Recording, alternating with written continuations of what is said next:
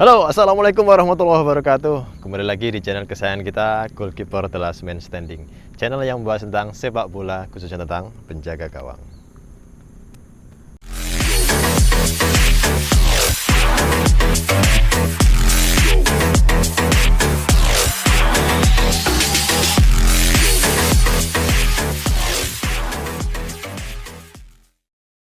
Oke, di episode kali ini kita mau memenuhi permintaan dari kalian yang sudah kalian tulis di kolom komentar.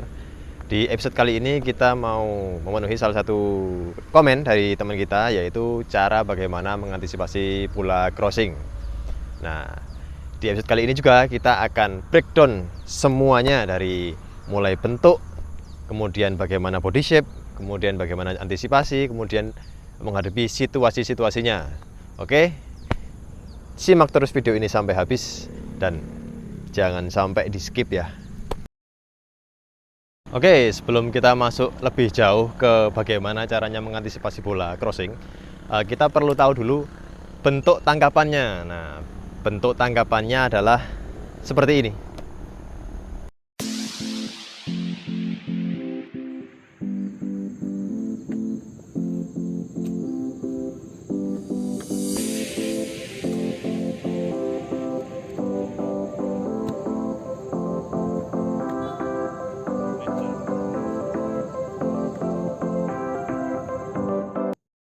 Itulah bentuk tangkapannya. Kemudian kalau kalian masih bingung, kita akan split latihan tersebut menjadi dua bagian, yaitu lower body parts dan upper body parts. Lower atau bagian bawah, yaitu kaki, bentuk kaki seperti apa, kemudian bentuk tangkapan atas seperti apa.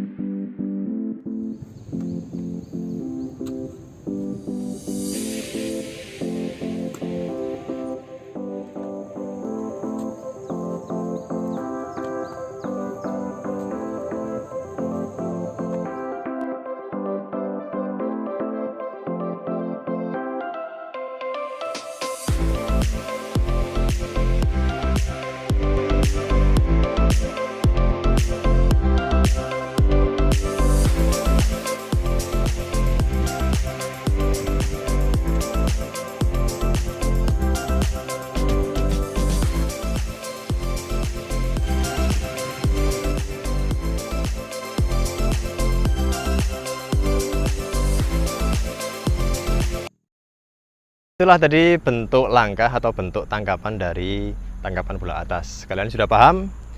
Kalau kalian sudah paham, kita lanjut ke step yang berikutnya.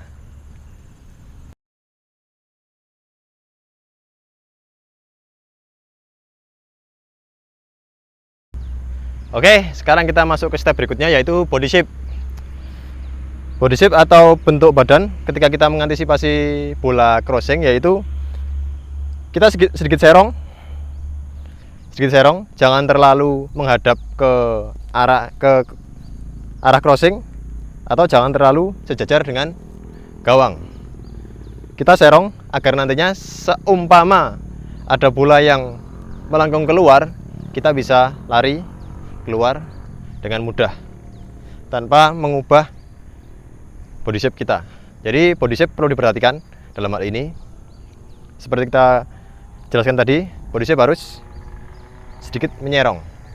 Kalau bolanya dari sana, nyerongnya seperti ini. Kalau bolanya dari sana, nyerongnya seperti ini. Kemudian fokus ke si penendang dan bola. Fokus. Jangan lupa kuda-kuda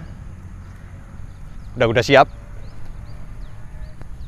agar nantinya seumpama bola diangkat, kita sudah siaga untuk menjemput bola.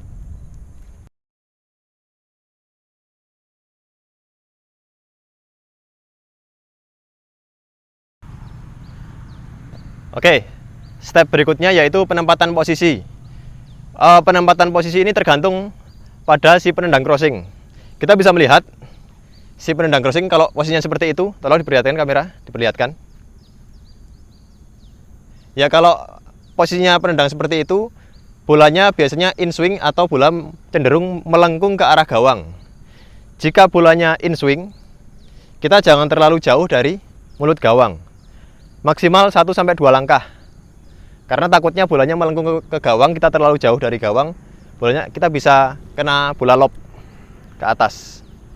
Oleh karena itu, jika bolanya in swing atau melengkung ke dalam, kita perkirakan melengkung ke dalam, kita lebih baik satu langkah di depan gawang, itu lebih aman. Tapi jika bolanya outswing atau melengkung keluar,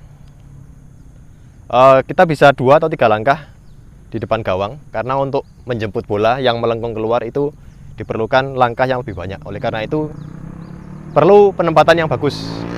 Jadi penempatan erat kaitannya dengan si penendang, apakah dia mau in swing atau out swing. Nah, kalian bisa lihat dari kuda-kuda si penendang atau ancang-ancang si penendang. Oke, sip.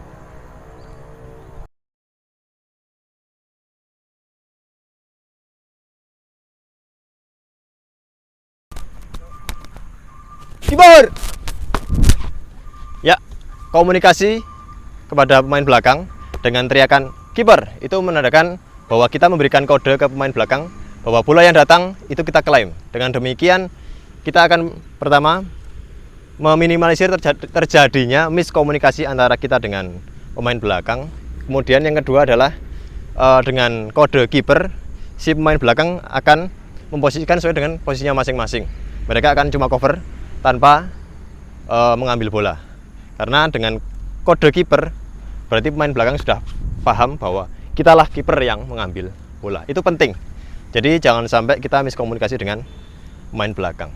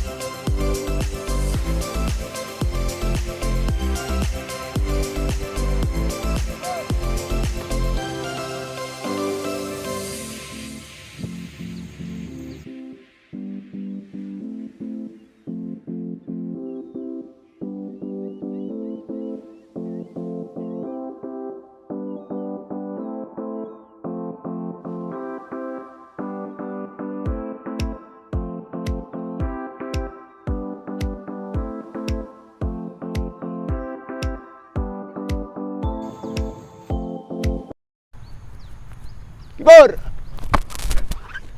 Ya, ketika bola sudah dikuasai oleh kita, tips selanjutnya yaitu jangan terlalu tergesa-gesa melepas bola. Tunggu sampai teman kita berada di posisinya masing-masing. Karena jika kita terlalu cepat melepas bola atau mengoporkan ke kawan kita sementara kawan kita belum siap, akan menjadi berbahaya buat gawang kita.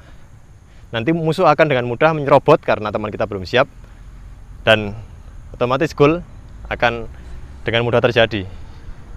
Oke, jadi perlu kejelian seorang kiper.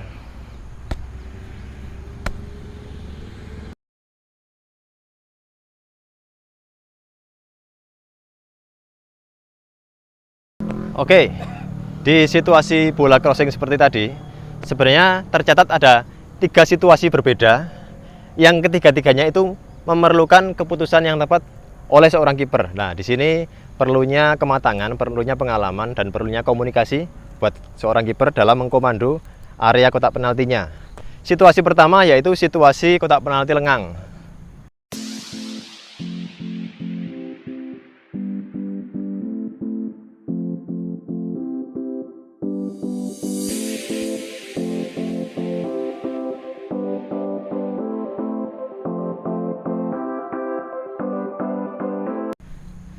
Di situasi kotak penalti lengang, nah kita bisa mempraktekkan apa yang sudah saya tutorialkan tadi. Jadi kita bisa dengan leluasa menangkap bola, kita kuasai bola, kemudian kita distribusikan ketika teman kita sudah siap. Kemudian yang kedua adalah situasi kotak penalti padat dengan pemain.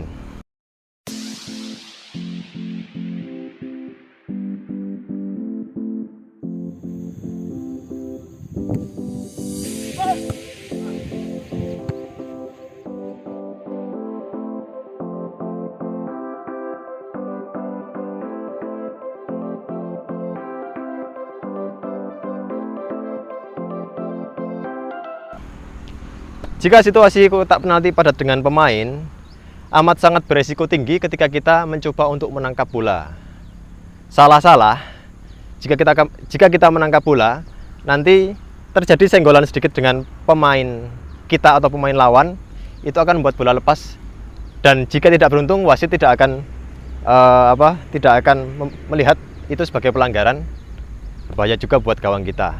Jadi di situasi kotak penalti full atau penuh dengan pemain, baik pemain kita maupun pemain lawan, itu alangkah lebih baik kalau kita mau mengklaim bola, kita tinju bolanya jauh-jauh dari kotak penalti. Itu lebih aman daripada kita memaksakan diri untuk menangkap bola. Kemudian yang ketiga adalah situasi bola crossing tapi kita sebenarnya tidak bisa menjangkau bola.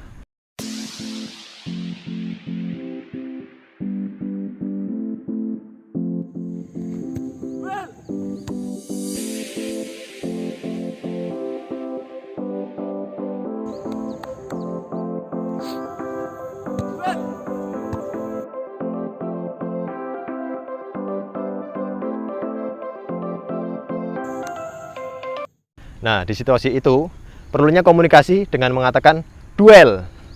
Jika kita mengatakan duel, maka otomatis pemain belakang sudah menempati posisinya dan sudah tahu bahwa kita tidak mengklaim bola, dan itu menandakan bahwa pemain belakang harus duel memenangkan bola udara dengan pemain lawan. Semoga ini juga bermanfaat buat kalian juga. Oke. Ya, itulah tadi tips dan langkah-langkah bagaimana caranya mengantisipasi bola crossing. Aplikasikan latihan ini di setiap pertandingan dan latihlah terus-menerus sampai kalian mahir. Oke, jika masih ada pertanyaan, request, dan lainnya, silahkan tulis di kolom komentar.